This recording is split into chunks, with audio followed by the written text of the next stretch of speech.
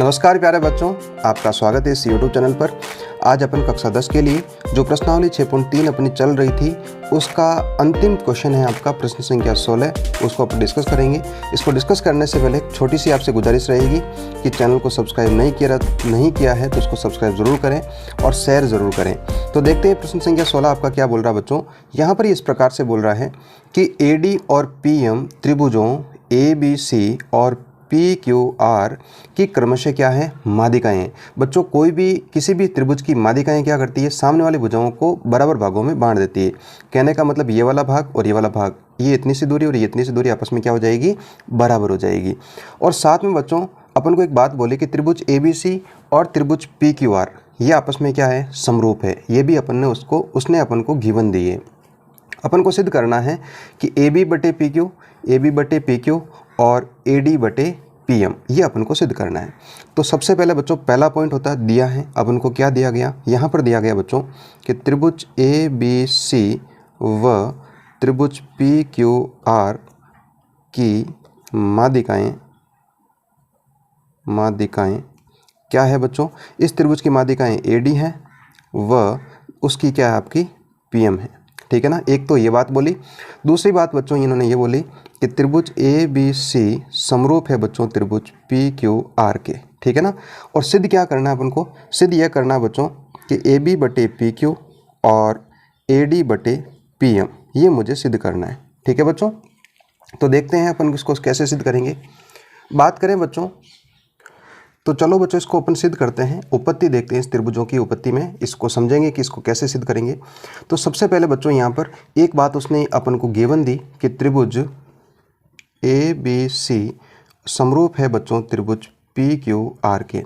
बच्चों जब भी कोई दो त्रिभुज आपस में समरूप होते हैं तो उससे अपन के पास में दो चीज़ें आती है।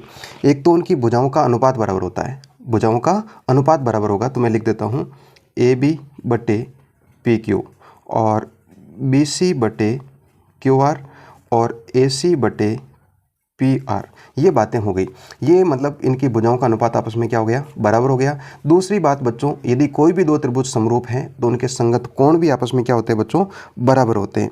तो अपन ये भी लिख सकते हैं कि कोण A बराबर कोण P हो जाएगा।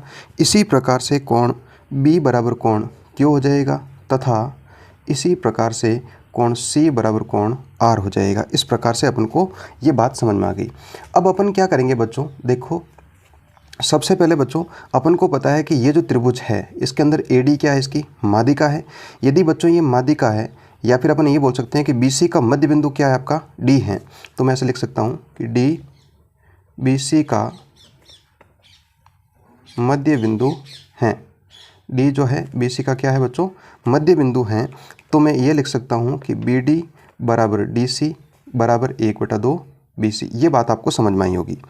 इसी प्रकार से ये भी लिख सकता हूँ कि M जो है QR का मध्य बिंदु है। M क्या है बच्चों, QR का मध्य बिंदु है। यदि M जो है QR का मध्य बिंदु है तो मैं क्या लिख सकता हूँ, QM equal to MR equal to 1/2 QR। ये बात मैं लिख सकता हूँ। अब बच्चों इसको लिखने से क्या होगा, अपन को पता है, देखो बच्चों यहाँ से अपन ये जो गिवन चीज़ है इससे अपन दो चीज़ें उठाते हैं, है ना। एक तो AB बटे PQ और दूसरी बात है BC बटे QR, है ना। ये अपन यहाँ पर जो गिवन दे रखी उससे अपन ने बात लिखी। तो बच्चों यहाँ पर समझना, मुझे मान लो यहाँ से BC की वैल्यू निकालनी है। यदि BC की वैल्यू निकालनी है तो दो यहाँ पर भाग में है, उस तरफ जाएगा तो किस में हो जाएगा, गुणे में हो जाएगा।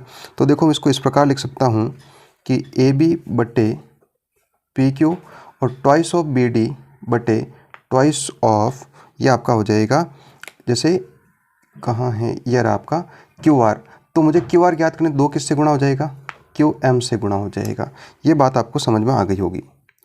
तो अपने पास में आ गया बच्चों AB बटे PQ और 2BD बटे QM।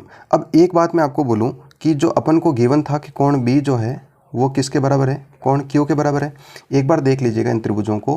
तो यहाँ पर दे रखा है AB बटे PQ और BD बटे QM। AB बटे PQ, AB बटे PQ और AD बटे आपका QM आ रहा है ना। AB बटे PQ और AD बटे क्यू एम, ये बातें आ रही। अब मुझे बताओ जब दो भुजाओं का अनुपात बराबर आ रहा है और कोण बी और कोण क्यू बराबर आ रहा है, तो बच्चों ये वाला त्रिभुज और ये वाला त्रिभुज ये आपस में क्या हो जाएंगे, समरूप हो जाएंगे, है ना। तो इससे अपन ये लिख सकते हैं कि त्रिभुज ए बी डी समरूप हो जाएगा बच्चों त्रिभुज पी क्यू एम, और एस ए एस नियम से दोनों आपस में क्या हो जाएंगे, समरूप हो जाएंगे। यदि बच्चों ये समरूप हैं तो समरूपता से अपने पास में एक बात आ जाएगी यहाँ पर। तो बच्चों यहाँ से अपन ये बात लिख सकता हूँ मैं कि ए बी बटे आपका पी क्यू हो जाएगा और बी डी बटे आपका क्यू एम हो जाएगा। इसी प्रकार से ए डी बटे पी एम हो जाएगा। तो मैं इन दोनों को लिख सकता हूँ, ये दोनों अपन को सिद्ध करनी थी। तो ये हो जाएगा ए बी बटे पी क्यू और ए डी बटे पी एम। ठीक है बच्चों, तो इस प्रकार से इसको सिद्ध करना था। आशा करता हूँ कि ये क्वेश्चन आपको बहुत अच्छे से समझ में आया होगा। अब अपन बच्चों इसके बाद में अगली जो प्रश्नावली है आपकी, जो प्रश्नावली 7 है, निर्देशांक ज्यामिति है, उसको अपन डिस्कस करेंगे और अच्छे से उसको समझेंगे। काफ़ी इजी प्रश्नावली भी रहने वाली है। थोड़ी सी ये प्रश्नावली टफ थी मानता हूँ, लेकिन फिर भी मैंने कोशिश की बहुत अच्छे से समझाने के लिए। तो मिलते हैं एक नए वीडियो में नई प्रश्नावली के साथ में, तब तक के लिए धन्यवाद। जय हिंद, जय भारत।